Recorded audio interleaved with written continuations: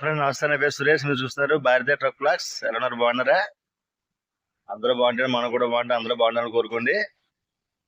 Night కావాలి వరకు బాధకు వస్తానండి బండి. విజయవాడ 7ంటికి బయలుదేరాను, 7:30కి బయలుదేరాను.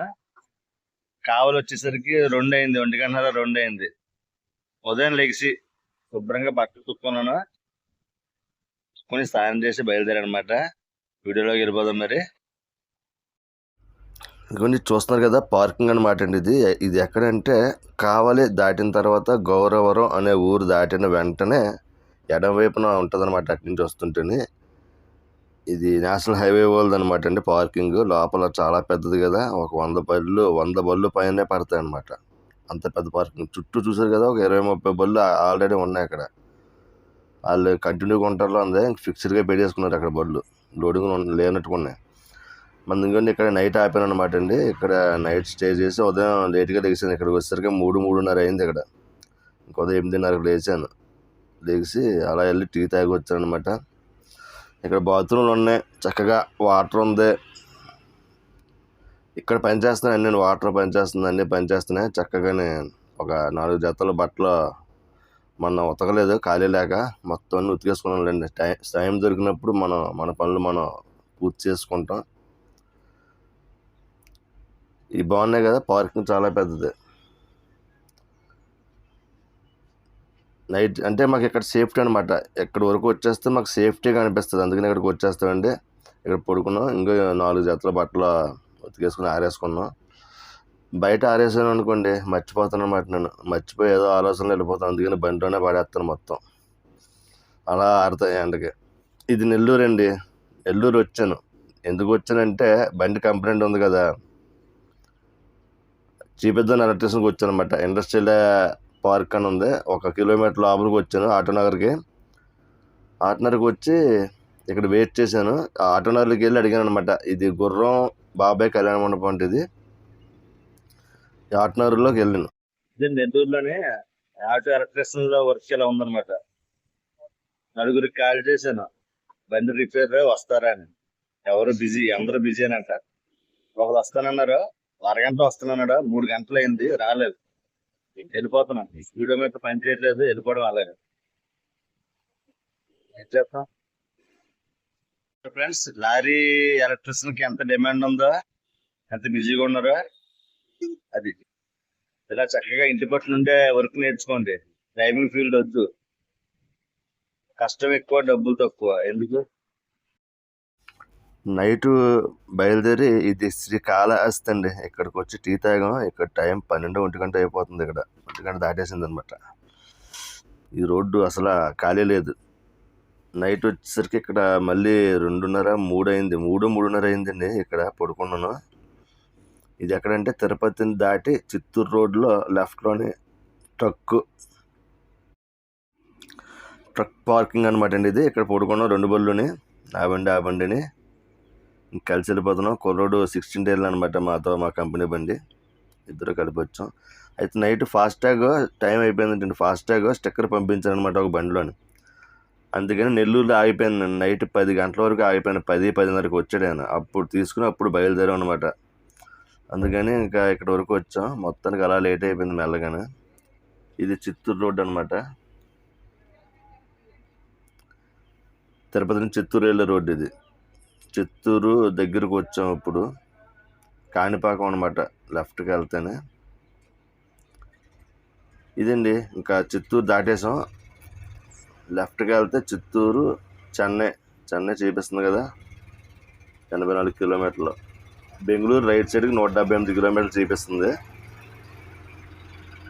ఇది ఇంకా లాస్ట్ అనమాట. హైవే అయిపోద్ది ఇంకా ఈ చివరికి వచ్చేస్తాను. అడ్డంగా రోడ్డు ఉంది చూసారా, ఇంక రోడ్డు అయిపోద్ది. ఎడమవైపు తిరిగితే చెన్నై, వెల్లూరు, ఇంకా అలా వెళ్ళిపోద్ది. మనం రైట్ సైడ్ తిరిగాం అనమాట. ఇప్పుడు రైట్ సైడ్ తిరిగి బెంగళూరు రోడ్లోకి వచ్చాం అనమాట అండి. చిత్తూరు దాటేసాం, బెంగళూరు రోడ్లో తిరిగాం. అలా వెళ్ళిపోవడం. ఇంకా ఒకటే రోడ్డు ఇంకా బెంగళూరుకి, ఇంక ఇటు తిరగక్కర్లేదు. దాటి మెల్లగా హైవే ఎక్కేసి వెళ్ళిపోదాం. ఇదేమో చిత్తూరు దాటి కొంచెం దూరం వస్తే పలమనేరు వెళ్ళే రోడ్డు అనమాట అండి. అంటే ఘాటీ సెక్షన్ అనమాట. మొత్తం కొండలు, ఇటు కొండలు, ఘాటీ సెక్షన్ అనమాట. ఇప్పుడు వెళ్ళినప్పుడు అంతా అప్పే. మన బండి స్లోగా వెళ్తుంది. ఎదురు వెళ్తుంది మన బండి లేండి, 16 టైర్ల బండి. ఇది అప్ప అనమాట, కొండ ప్రాంతం. అందుకే చూసారా గీతలు కూడా చాలా పసుపుగా ఉన్నాయి, మరీ తిక్కుగా వేసారు మధ్యలోనే. డేంజర్, జాగ్రత్తగా వెళ్ళమని.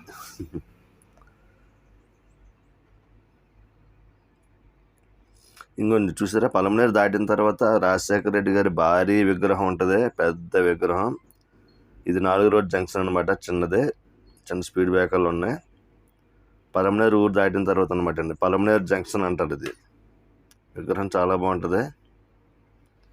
ఆయనకు నమస్కారం చేసి ముందుకు వెళ్ళిపోదాం. మరి పెద్ద ఆయన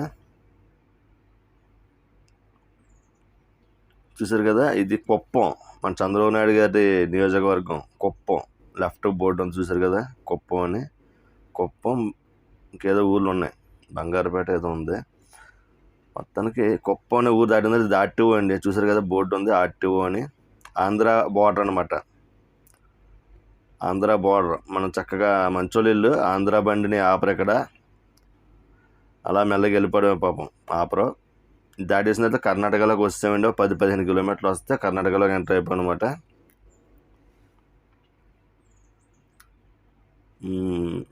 కర్ణాటక అనమాట ఇది.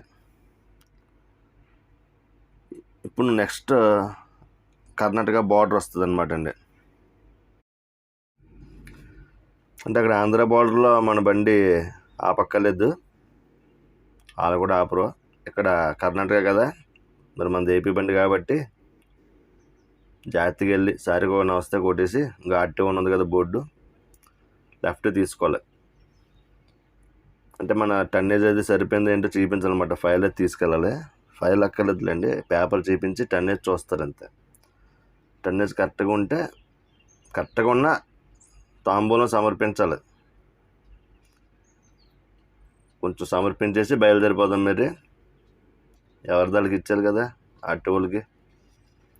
ఇది వచ్చామండి, కొంచెం ఎదురుకు వచ్చిన తర్వాత హెచ్పి బంకులోకి వచ్చాం అనమాట. అంటే మాది రిలయన్స్ బంకులు లేవు ఈ రోడ్లోని, ఉంది కానీ రైట్ సైడ్ ఉంది, తిప్పుకుని రావాలి. 5 కిలోమీటర్లు కొట్టించలేదు. హెచ్పి బంకులో 10,000 వేశారు.